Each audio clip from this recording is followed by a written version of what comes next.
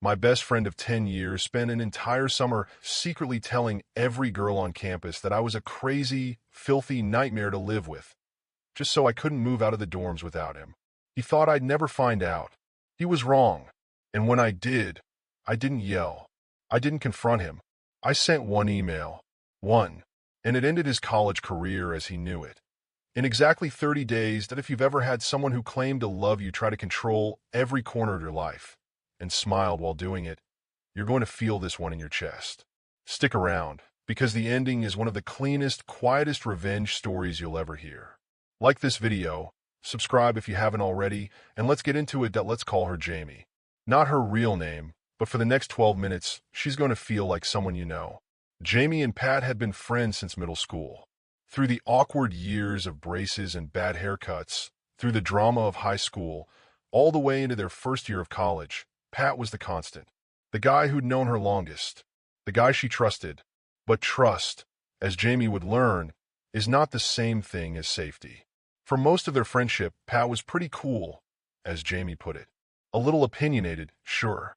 The kind of friend who tells you what he really thinks, even when you don't ask. That's fine in small doses. Most of us have a friend like that. But something shifted the moment they hit college. It started small. Pat didn't like her boyfriend, and okay, in hindsight, he wasn't wrong about that one. Young love makes fools of all of us, and Jamie needed to learn that lesson on her own terms, in her own time. That's what growing up looks like. But Pat didn't stop at an opinion. He escalated into something else entirely. He started making demands, not suggestions. Demands. Break up with the boyfriend. Change your major. Stop hanging out with certain people. Pick up different hobbies. And when Jamie didn't comply, when she made her own choices, like an adult is supposed to, Pat got angry. Genuinely, coldly angry. Like she betrayed him personally by living her own life. Picture that for a second. Imagine every decision you make, your relationship, your degree, your friendships, even your hobbies, being treated like a referendum on your loyalty to one person. Imagine the tightening in your stomach every time you have to tell a friend no, because you already know what's coming. That was Jamie's version of friendship with Pat by sophomore year. The first real line crossed. The dorms were suffocating her. She was the kind of person who needed her own space to breathe. Sharing a bathroom with a dozen strangers, no privacy, no quiet.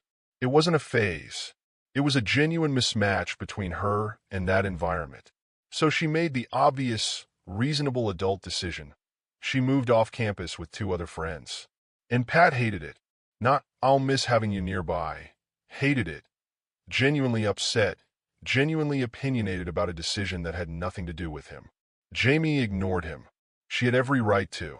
It wasn't his call. And for a year, it was wonderful. The 3 of them made it work. Off-campus life gave her exactly what she needed. Peace, autonomy, a door she could close. But nothing gold stays. One roommate dropped out. The other got a job across the state. The least Jamie loved was ending, and finding new roommates willing to live that far from campus wasn't going to be easy. Her best option was to find an existing group who needed one more person. Simple enough, right? Just normal college logistics. Except Pat had other plans. The slow poison. Here's where the story turns from annoying friend to something much darker. Jamie started reaching out to groups on campus. She found not one, but 2 separate groups of girls who seemed like a great fit. Conversations went well. They liked her. They were making plans to meet up, to show her the room, to lock things in. And then nothing. Radio silence. Both times. Ghosted. Not once. Twice.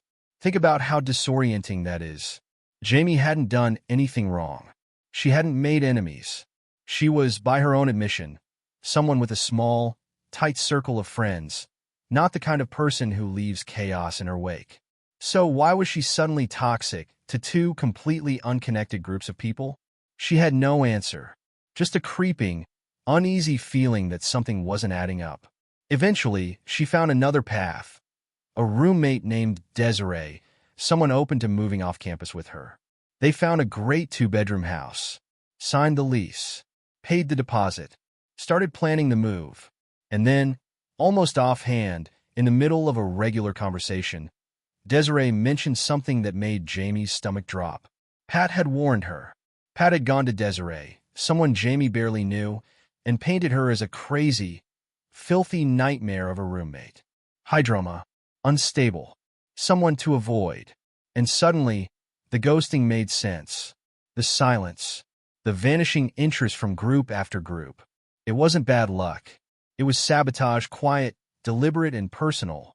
Pat had been working behind the scenes for weeks, whispering to strangers, trying to strand her in the dorms simply because he couldn't stand the idea of her living her life without his approval. Picture the moment that lands. You're holding a lease you almost didn't get to sign, listening to your new roommate casually reveal that your childhood best friend has been quietly trying to destroy your reputation to keep you trapped somewhere you didn't want to be. That's not concern. That's control dressed up as friendship. And Jamie was done being controlled. She didn't scream. She didn't confront him in the moment.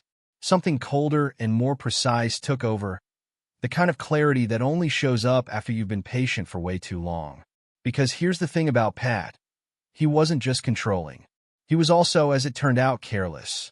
Pat had landed a resident assistant position for the upcoming school year, a role of trust and authority over other students. And Pat, like a lot of people from that era, kept a public live journal.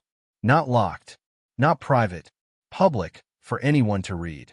And on that public live journal, Pat had detailed, in his own words, his plan to sell alcohol and drugs to the very students he was about to be responsible for overseeing. Jamie sat with that information for a moment. If Pat believed it was fair game to quietly torch her reputation with strangers to control her housing, then surely, by his own logic, turning the mirror back on him was more than fair. The execution. No confrontation. No warning shot. No dramatic speech. Jamie created a brand new email address, one built for a single purpose. She composed one message. She attached one link. And she sent it to exactly one person, the head of residential life. That was it. That was the entire plan. No screenshots needed. No editorializing. No accusations to prove. Pat had already written his own confession, in public, in his own words, for anyone with a link to find. The consequences landed exactly 1 month before the fall semester began. Pat lost the RA position. Gone. The authority, the responsibility, the resume line, all of it revoked. He was allowed to stay in the dorms, but stripped of any position of trust over other students. And with barely 30 days before classes started, he was left scrambling to figure out an entirely new living situation, the very kind of scramble he'd spent an entire summer trying to force onto Jamie. He suspected her immediately. Of course he did. Who else would it be? But suspecting isn't proving. The email address led nowhere. The live journal was public, open to literally anyone.